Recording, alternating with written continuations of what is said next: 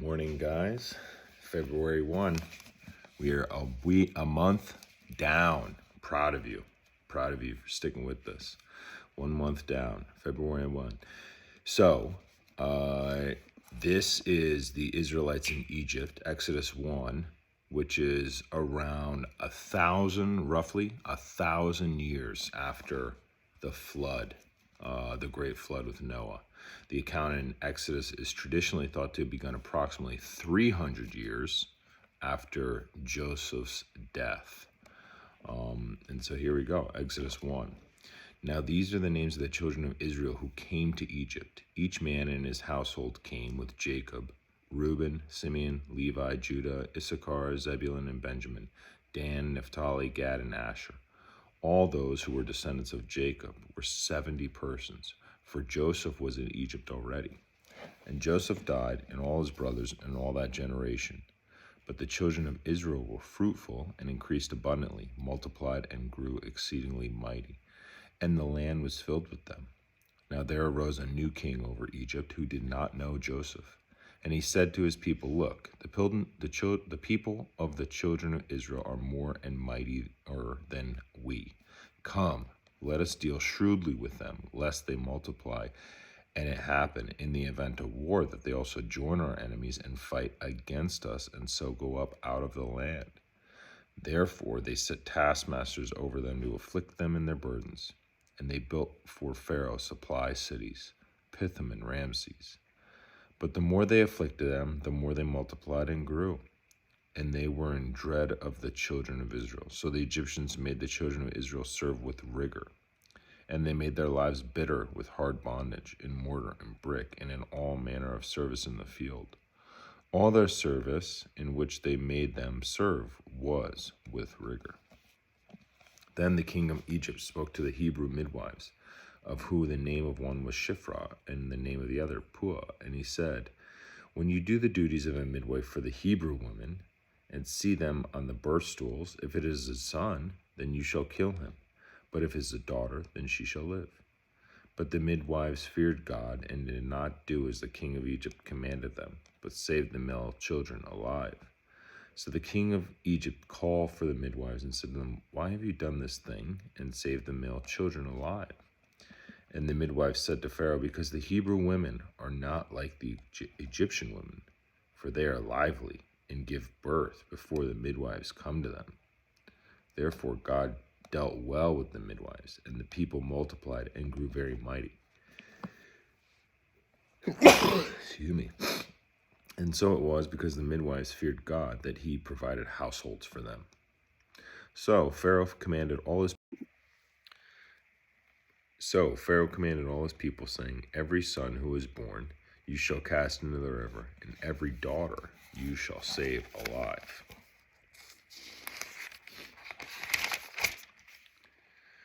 And a man of the house of Eli went and took as a wife a daughter of Levi. So the woman conceived and bore a son. And when she saw that he was a beautiful child, she hid him 3 months. But when she could no longer hide him, she took an ark of bulrushes for him, daubed it with asphalt and pitch, put the child in it, and laid it in the reeds by the river's bank. And his sister stood afar off to know what would be done to him. Then the daughter of Pharaoh came down to bathe at the river, and her maidens walked alongside the river. And when she saw the ark among the reeds, she sent her maid to get it. And when she opened it, she saw the child, and behold, the baby wept. So she had compassion on him, and said, "This is one of Hebrews' children." Then his sister said to Pharaoh's daughter, "Shall I go and call a nurse for you from the Hebrew woman, that she may nurse the child for you?" And Pharaoh's daughter said to her, "Go." So the maiden went and called the child's mother. Then Pharaoh's daughter said to her, "Take this child away and nurse him for me, and I will give you your wages." So the woman took the child and nursed him. And the child grew, and she brought him to Pharaoh's daughter, and he became her son. So she called his name Moses, saying, "Because I drew him out of the water." Exodus 2. 11. Moses was 40 years old when what follows took place. Now it came to pass in those days, when Moses was grown, that he went out unto his brethren, and looked at their burdens. And he saw an Egyptian beating a Hebrew, one of his brethren. So he looked this way and that way, and when he saw no one, he killed the Egyptian and hid him in the sand. And when he went out the second day, behold, 2 Hebrew men were fighting.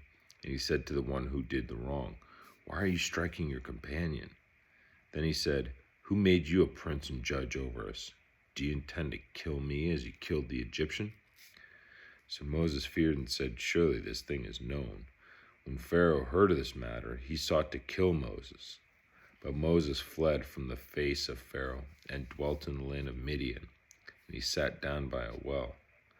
Now the priest of Midian had 7 daughters, and they came and drew water, and they filled the troughs to water their father's flock. Then the shepherds came and drove them away. But Moses stood up and helped them and watered their flock. When they came to Reuel, their father, he said, "How is it that you have come so soon today?" And they said, "An Egyptian delivered us from the hand of the shepherds, and he also drew water for us and watered the flock." So he said to his daughters, "Where is he? Why is it that you have left the man? Call him, that he may eat bread." Then Moses was content to live with the man, and he gave Zipporah his daughter to Moses, and she bore him a son. He called his name Gershom, for he said, "I have been a stranger in a foreign land." Now it happened in the process of time that the king of Egypt died. Then the children of Israel groaned because of the bondage, and they cried out, and their cry came up to God because of the bondage. So God heard their groaning, and God remembered his covenant with Abraham, with Isaac, and Jacob. And God looked upon the children of Israel, and God acknowledged them. 1 Chronicles 6:1. The sons of Levi were Gershon, Kohath, Merari. The sons of Kohath were Amram, Izran, Hebron, Uzziel. The children of Amram were Aaron, Moses, and Miriam. Exodus 3. At this time, Moses was 80 years old. Now Moses was tending the flock of Jethro, his father-in-law, the priest of Midian, and he led the flock to the back of the desert and came to Horeb, the mountain of God. And the angel of the Lord appeared to him in a flame of fire from the midst of a bush. So he looked, and behold, the bush was burning with fire, but the bush was not consumed. Then Moses said, "I will now turn aside and see this great sight, why the bush does not burn." So when the Lord saw that he turned aside to look, God called to him from the midst of the bush and said, "Moses, Moses." And he said, "Here I am." Then he said, "Do not draw near this place. Take your sandals off your feet, for the place where you stand is holy ground." Moreover, he said, "I am the God of your father, the God of Abraham, the God of Isaac, and the God of Jacob." And Moses hid his face, for he was afraid to look upon God. And the Lord said, "I have surely seen the oppression of my people who are in Egypt, and I have heard their cry because of their taskmasters, for I know their sorrows. So I have come down to deliver them out of the land of Egypt, and to bring them up from the land to a good and large land, to a land flowing with milk and honey, to the place of the Canaanites and the Hittites and the Amorites and the Perizzites and the Hivites and the Jebusites. Now therefore, behold, the cry of the children of Israel has come to me, and I have also seen the oppression with which the Egyptians oppress them. Come now, therefore, and I will send you to Pharaoh, that you may bring my people, the children of Israel, out of Egypt." But Moses said to God, "Who am I that I should go to Pharaoh, and that I should bring the children of Israel out of Egypt?" So he said, "I will certainly be with you, and this shall be a sign to you that I have sent you. When you have brought the people out of Egypt, you shall serve God on this mountain." Then Moses said to God, "Indeed, when I come to the children of Israel and say to them, 'The God of your father has sent me to you,' and they say to me, 'What is his name?' What shall I say to them?" And God said to Moses, "I am who I am." And he said, "Thus you shall say to the children of Israel, 'I am has sent me to you.'" Moreover, God said to Moses, "Thus you shall say to the children of Israel, 'The Lord God of your fathers, the God of Abraham, the God of Isaac, and the God of Jacob, has sent me to you.' This is my name forever, and this is memorial to all generations. Go and gather the elders of Israel together, and say to them, 'The Lord God of your father, the God of Abraham, of Isaac, and of Jacob, appeared to me, saying, I have surely visited you and seen what is done to you in Egypt. And I have said, I will bring you up out of the affliction of Egypt to the land of the Canaanites and the Hittites, the Amorites and the Perizzites, and the Hivites and the Jebusites, to a land flowing with milk and honey. Then they will heed your voice, and you shall come, you and the elders of Israel, to the king of Egypt, and you shall say to him, the Lord God of the Hebrews has met with us, and now, please, let us go 3 days' journey into the wilderness, that we may sacrifice to the Lord our God. But I am sure that the king of Egypt will not let you go, no, not even by a mighty hand. So I will stretch out my hand and strike Egypt with all my wonders, which I will do in its midst, and after that he will let you go. And I will give this people favor in the sight of the Egyptians, and it shall be, when you go, that you shall not go empty-handed. But every woman shall ask of her neighbor, namely of her who dwells near her house, articles of silver, of gold, and clothing. And you shall put them on your sons and on your daughters, so you shall plunder the Egyptians. Then Moses answered and said, but suppose they will not believe me, or listen to my voice. Suppose they say, the Lord has not appeared to you. So the Lord said to him, what is that in your hand? A rod. And he said, cast it on the ground. So he cast it on the ground, and it became a serpent. And Moses fled from it. Then the Lord said to Moses, reach out your hand and take it by the tail. And he reached out his hand and caught it, and it became a rod in his hand. That they may believe that the Lord God of their father, the God of Abraham, the God of Isaac, and the God of Jacob, has appeared to you. Furthermore, the Lord said to him, now put your hand in your bosom. And he put his hand in his bosom, and when he took it out, behold, his hand was leprous like snow. And he said, put your hand in your bosom again.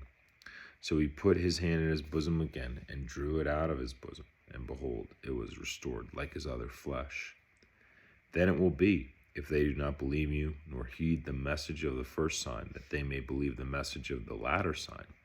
And it shall be, if they do not believe even these 2 signs, or listen to your voice, that you shall take water from the river and pour it out on dry land.